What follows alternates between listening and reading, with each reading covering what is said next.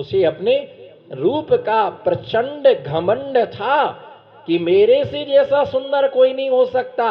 और ये मैले कुचेले है ना, जिनके शरीर पर मैल जमा हुआ है, ऐसे निर्गंथ मुनिराज है ना, उसने क्या किया, निश्चित मान करके चलो घोर अवज्ञा की।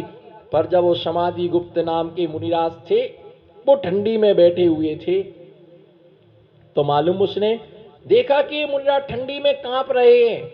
तो उसने मालूम वहां पर अनेक सारी लकड़ियां इकट्ठी की, पत्ते इकट्ठे किए और थोड़ी दूरी पर आग लगा जला दी। और वो गरम गरम हवा मुनिराज के शरीर में क्या होती रही।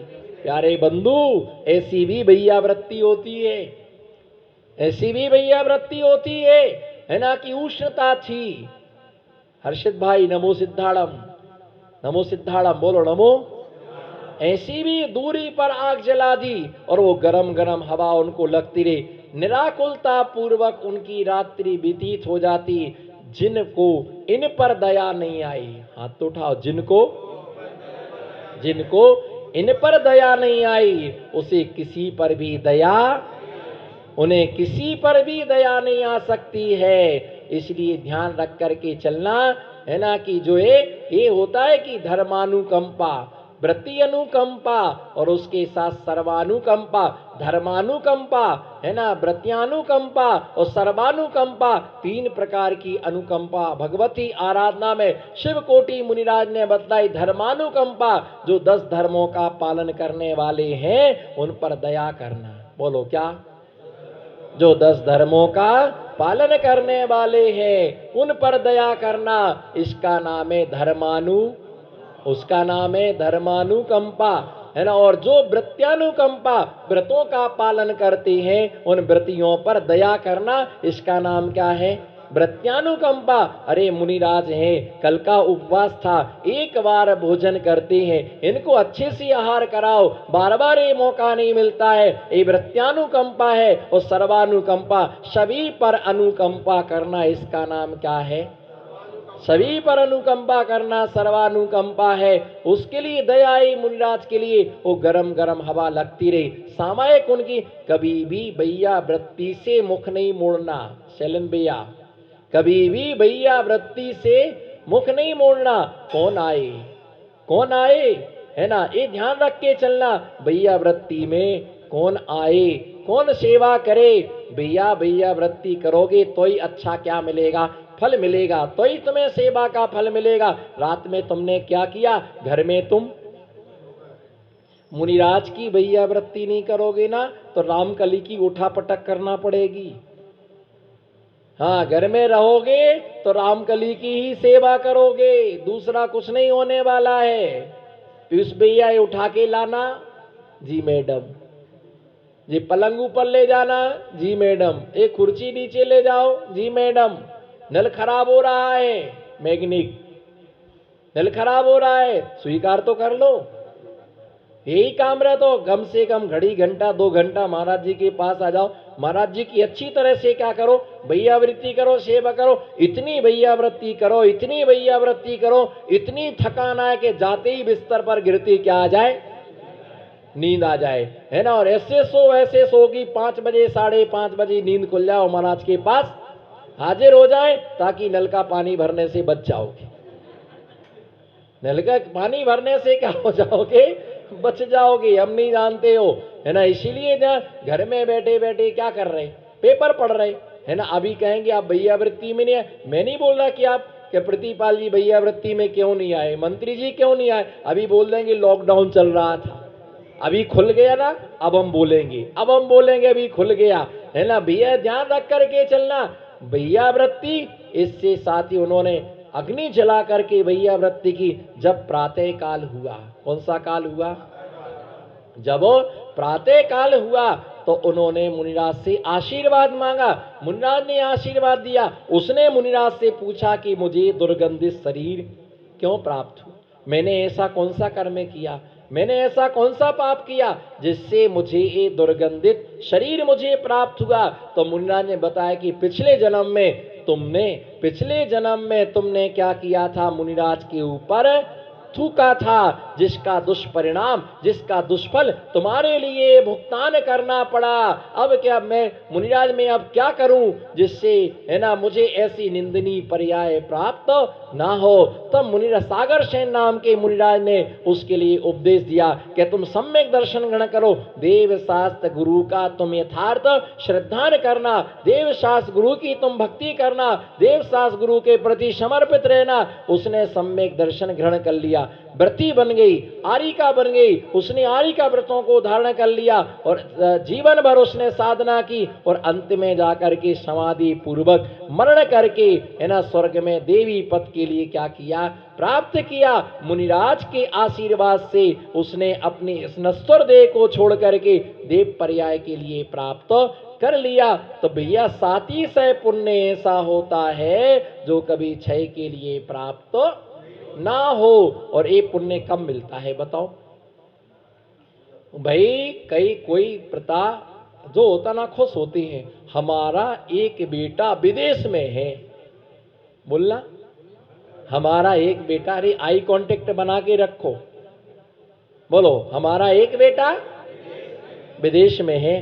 कितना गर्व होता तुम्हारा एक बेटा विदेश में। अरे कोई बेटा ये कहे कि हमारा एक बेटा सम्मेद शिखर जी में है, हमारा एक बेटा सम्मेद शिखर जी में है। विदेश में जाकर के लोग पैसा तो कमा सकते हैं, लेकिन विदेश में जाकर के लोग पुण्य, विदेश में जाकर के व्यक्ति पैसा तो कमा सकता है, लेकिन विदेश में जाकर के लोग पुण्य नहीं कमा सकते हैं। जो लोग कुवैत में रहते हैं, पैसा कमाते हैं, उन्हें 6-6 महीने वहां रहना पड़ता है और वहां उन्हें भगवान का क्या नहीं मिलता है, दर्शन नहीं मिलता है। उन्हें मुनिराज को आहार देने का मौका नहीं मिलता है, उन्हें वैयावृत्ति का मौका नहीं मिलता है, वहां शास्त्र स्वाध्याय करने का मौका नहीं मिलता है। नमोकार मंत्र तो पढ़ लेते हैं, नमोकार मंत्र कहीं भी पढ़ा जा सकता।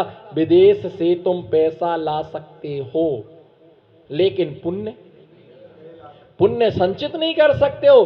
अगर तुम्हें आहार देने की इच्छा है तो तुम्हारे लिए भारत में ही आना पड़ेगा।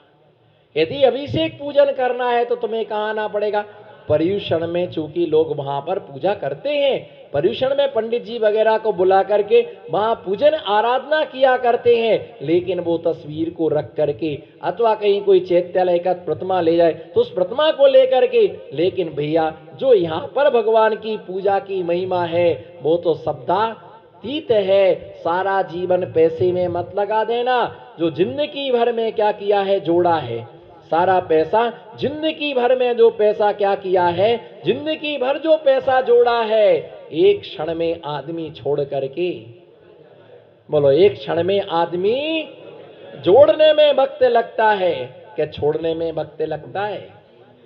जोड़ने में वक्त लगता है कि छोड़ने में वक्त लगता है? छोड़ने में वक्त नहीं लगता। लोगों से 85 रुपए खर्च नहीं किए गए, बोलो लोगों से 85 रुपए खर्च नहीं किए गए और 85,000 का एक इंजेक्शन लगा कोरोना का। 85,000 में लोग 180 रुपए में एक पेड़ नहीं लगा सके अपने आंगन में और 1,80,000 की ऑक्सीजन खरीदी। 1,80,000 रुपए में ऑक्सीजन का सिलेंडर, फिर भी वो नहीं बच पाए। भैया ध्यान रख करके चलना, सिलेंडरों से ऑक्सीजन, वृक्षों को काट रहे और ऑक्सीजन, अरे यही हमको ऑक्सीजन देते। अपने घर के आगे वृक्षारोपण करें, पौधारोपण करें। ये वृक्ष है, हरियाली है तो खुशहाली है, बोलो अरे हंस के बोलो, हरियाली है तो हरियाली है तो खुशहाली है ना। हरा हरा दिखता रहे तो हरे हरे पर्दे वाली अस्पतालों में जाने की नौबत ना आए। बोलो हरा हरा, हंस के तो बोल लो हरा हरा। घर के आंगन में हरे हरे 4 पत्ते के पेड़े दिखते रहे तो कभी अस्पताल में, हरे पर्दे वाले अस्पतालों में जाने की तुम्हें आवश्यकता नहीं पड़ेगी। पहले के लोग अपने घर में, सही बताऊं क्या, सच बताऊं क्या, आप आज स्वीकृति दे तो मैं बताऊं क्या? हाँ ना कुछ तो बोलो, हिलो डोलो, हाँ बताऊं क्या? सच में सुनने की इच्छा है? बाद में बता देंगे, अभी तो हम इंदौर में ही है, बाद में बता देंगे। नहीं आज ही है? हाँ ना कुछ तो बोलो। आपकी इच्छा हो तो हम सुनाए, नहीं हो तो फोकट में काहे को सुनाए। इच्छा है आपकी? अरे सुन लो ध्यान से। पहले का एक वक्त ऐसा था, क्या? पहले का एक वक्त ऐसा था, हर सब्जियां हमारे घर के पीछे पिछवाड़े में, आंगन में हर सब्जियां लगी रहती थी। और आज महिलाओं ने क्या किया? एक पोस्टर लगा लिया। क्या लगा लिया? हमारे तरफ देखना, मैं भी चौके में जाके थोड़ा इधर उधर देखता रहता हूँ। मैं सबके घर में देख के आता हूँ, कहाँ गोदरेज की अलमारी रखी, कहाँ क्या रखा, सब निगाह में आ जाता है एक सेकंड में। तो वो सब्जी की वो बैनर बनवा कर उसमें टमाटर, अंगूर, लौकी, परवल सब बने हुए हैं। वो किसके लिए? ताकि आदमी को बता सकें कि आज ये लाना। फ्रूट से का पूरा फ्रूट से का पूरा बना रहता है। अपनी पत्नी से पानी नहीं भरवाना चाहती। हमारी तरफ देखो, भाई को अपनी पत्नी से पानी नहीं भरवाना चाहती, अपनी पत्नी से घट्टी नहीं चलवाना चाहती, अपनी पत्नी से उखरी में दाल नहीं कुटवाना चाहती, अपनी पत्नी से दही नहीं बनवाना चाहते खड़े होकर के। लेकिन इन सब का फोटो अपने घर में जरूर लगा करके रखा है। वो अपनी पत्नी को बताता है कि पहले की पत्नियां ऐसी होती थी, अब मता बता देना तलाक हो जाएगा। वो कबेलू मकान ही अच्छे लगते थे, लेकिन आज कबेलू मकानी पर डिजाइन कबेलू की ही है। वो लकड़ी के मकान ही अच्छे लगते थे, लेकिन आज लकड़ी का शेप ही दिया गया। घर घर देखो ना, लकड़ी का पूरा शेप दिया हुआ है, क्योंकि मजा तो, हाँ बोलो, मजा तो उसी में था, है ना। मजा तो मिट्टी में खेलने में ही था, है ना। मोबाइल में गेम खेलने का आनंद नहीं है, मिट्टी में खेलने का आनंद था। अरे कभी वो भी फोटो देखो जब पूरे मुंह में मिट्टी छपी हो, वो क्या अद्भुत बचपन का फोटो हमारा, क्या बचपन का फोटो, हाफ चड्डी पहने हो, बचपन का फोटो हमारा, है ना। आज देखो आदमी के लिए, आप देखिए कि भाई कितना भी पैसा हो जाए, कितना भी पैसा हो जाए, कितना भी धन हो जाए, मैं गारंटी से कहता हूं जितना पैसा बढ़ेगा उतनी भूख मरती चली जाएगी, खुशियां मरती चली जाएगी, आनंद मरता चला जाएगा, वक्त तुम्हारे पास में नहीं रहेगा। पहले के लोगों के पास पैसा कम था, प्यार, मकान छोटा कच्चा था, रिश्ता एकदम, हाँ तो बोलो रे, मकान कच्चा था और रिश्ता एकदम पक्का था। अगर कोई जाता था तो उसके दुख में चार आंखों से आंसू ढड़क जाते, जा रहे क्या, अब कब मिलोगे, बुआ कब आओगी, अब बुआ कब आओगी, जान मत जाओ ना बुआ 2 दिन। और आज तो अगर जाए ना, बाय बाय, भतीजा पहले ही से टिकट दे, बुआ मैंने टिकट करा दी आपकी, मैंने टिकट करा दी। अरे भैया पहले, है ना, मिल करके एक साथ बैठ करके क्या करते थे, भोजन करते थे, वो आनंद आता था, एक दूसरे को परोसते थे, एक दूसरे की थाली में डालते थे, नहीं तुम्हें खाना पड़ेगा। और आज खाए तो खाए, दिमाग मत खाए, हाँ ना तो बोलो, खाए तो दिमाग ना खाए। डिब्बे में रोटी बना के रख दी, डिब्बे में सॉस रख दिया, है ना, बस कोई परोसने वाला, भली रामकली है तो क्या हुआ, पत्नी है तो क्या हुआ, निकालो रोटी और सॉस निकालो, खाओ पियो। लेकिन हमारी तो चौथे काल में वही चर्या थी। आज भी हमें श्रावक देते हैं, और आज पहले भी देते थे, आज भी दे रहे, और कभी ऐसी नौबत नहीं आएगी कि जब साधु को अपने हाथ से डिब्बा में से रोटी निकाल करके, ऐसी कभी नौबत नहीं आएगी। जब तक इस श्रावक और श्राविक आए हैं तब तक ऐसी नौबत कभी भी आने वाली नहीं है। हमारा जो पुराना धर्म है उसी में ही आनंद है। क्या है हमारा जो धर्म है? साधु जन वो साधना करते हैं। अब प्रश्न ये होता है कि पंचम काल में पर्वत पर क्यों नहीं रहते, पंचम काल में नदी के किनारे क्यों नहीं रहते, पंचम काल में वृक्ष के नीचे क्यों नहीं रहते, है ना। मैं तो वृक्ष के नीचे चौमासा करने को तैयार हूं। अपने जीवन में उस महापुण्य को हम अर्जित करें, साधुओं की साधना, और साधु, है ना, 22 परिचय सहते हैं और आपके लिए महान अमृत वो क्या करते हैं, प्रदान करते हैं। साधु भक्ति से, महापुण्य से आप सभी को, है ना, विदित होना चाहिए कि श्रुत पंचमी महापर्व 15 तारीख को बहुत बड़ा हमारा पर्व है, इतना बड़ा पर्व है, इतना बड़ा पर्व है, जो इस पर्व को नहीं मनाता है वो अगले जन्म में पागल होता है। नान्यथा मुनि भाषम, मुनियों के वचन कभी अन्यथा नहीं होते। जो इस महासुद पंचमी जैसे महापर्व को नहीं मनाता, जो अक्षय तृतीया के दिन दान नहीं देता है, अगले जन्म में वो दरिद्री होता है। कान खोल करके सुनना, स्पष्ट वक्ता न वंचिता, स्पष्ट वक्ता होता वो कभी वंचित नहीं करता, ठगता नहीं है किसी को। अक्षय तृतीया के दिन जो दान नहीं देता है महादरिद्री होता। प्रथम स्वामी आदिनाथ स्वामी का हार हुआ। शुद्ध पंचमी महापर्व, अरे शुद्ध पंचमी पर्व पर एक शास्त्र लाना, गुरु को भेंट करना, लेकिन मंदिर का मत उठा लाना। रखिए पूजन की जिनवाणी दे दो महाराज जी के लिए, भैया एक शास्त्र मुनिराज को भेंट करना, यदि नहीं कर एक शास्त्र पर कवर चढ़ाना, शास्त्र की अलवारियों को साफ करना।